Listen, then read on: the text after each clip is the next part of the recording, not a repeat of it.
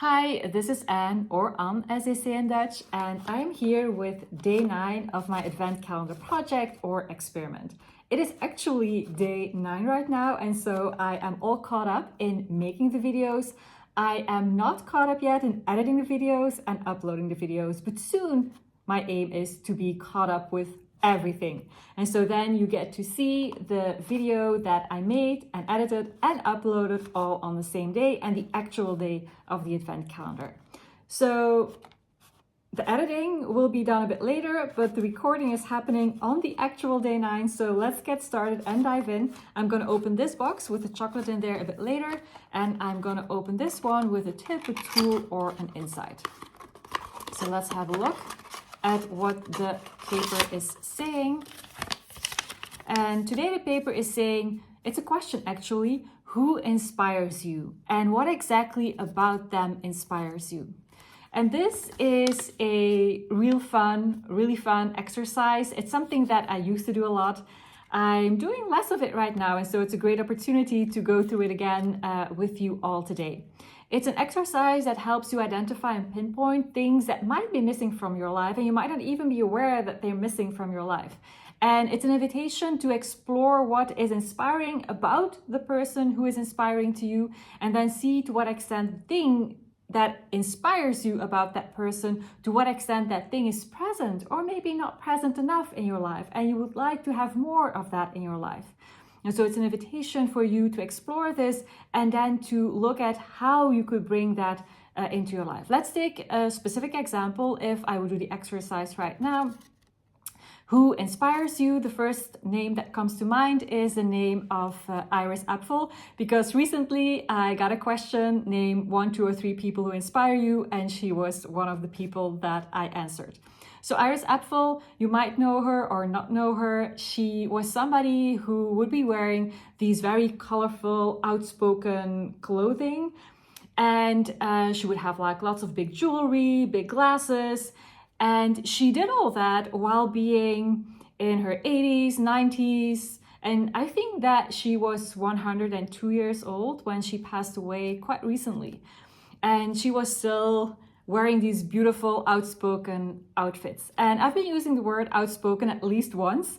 And that is the answer to the second question. That is the thing that inspires me about her, the way that she is outspoken. She doesn't care about fashion rules. She doesn't care about, is it too colorful? Should I tone it down a bit?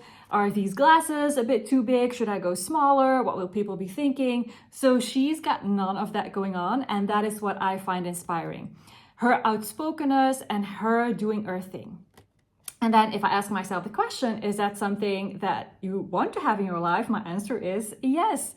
Not necessarily the same kind of fashion style or the same kind of glasses or the same kind of jewelry, but rather the outspokenness, her doing her thing, not looking at the conventions, not looking at the implicit and explicit quote unquote rules of what to wear, what not to wear, what to wear at which age, etc. How she's defying all these expectations that we have of people of a certain age. I love that she's defying all that and that she is just doing her thing. And so the answer to the question is, would you want to have more of that in your life? Is yes, yes, yes, and yes.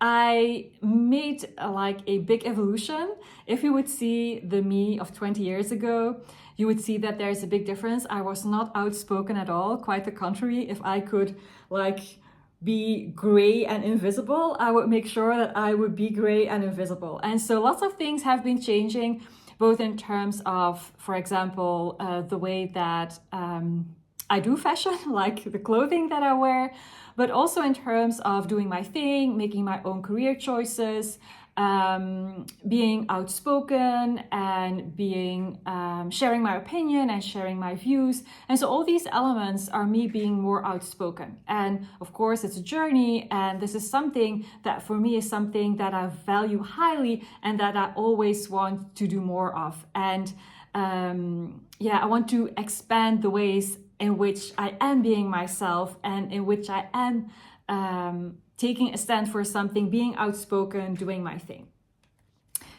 So yeah, that's what's inspiring to me about her. And so what's interesting to notice is that it's, for example, not the fashion. If you would see her, that is what's jumping out right away. What's inspiring to me is rather her outspokenness. So that is the answer to the second question. What exactly is it about her that inspires you? And you can do the same thing. You pick somebody that comes to mind when I ask a question, who inspires you? You take that person and then you say, what is it about that person exactly, specifically, that inspires me? And it can be the kind of work they're doing or the way that they do their work. It can be a value that they embody, the way that they go about breaking rules, for example, like Iris Apfel. So it can be a gazillion things that are very specifically inspiring you in that person. And it's important to figure that out, what that thing is. It's not because you want to copy the full life of that person, they are inspiring and you want to be and do exactly as they are. No, it is something in there, one specific element in there that is speaking to you. And then once you've identified that, you can ask yourself the question, to what extent do I have that in my life? And do I want to do more of that in my life? And how and where can I do that? Are there specific areas where I could do more of that, for example?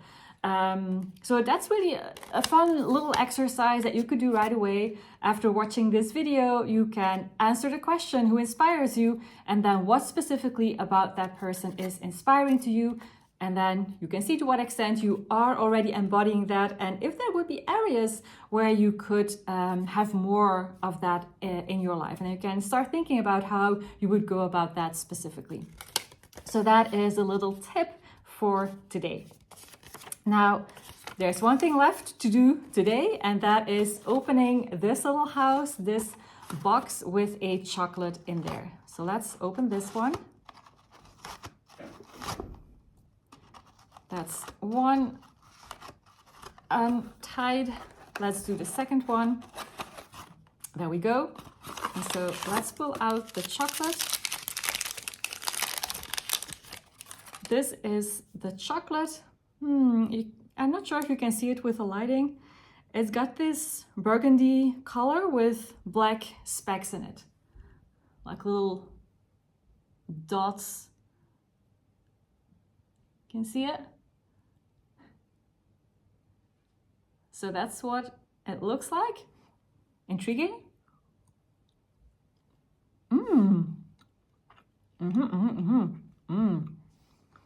Nice it is. I'm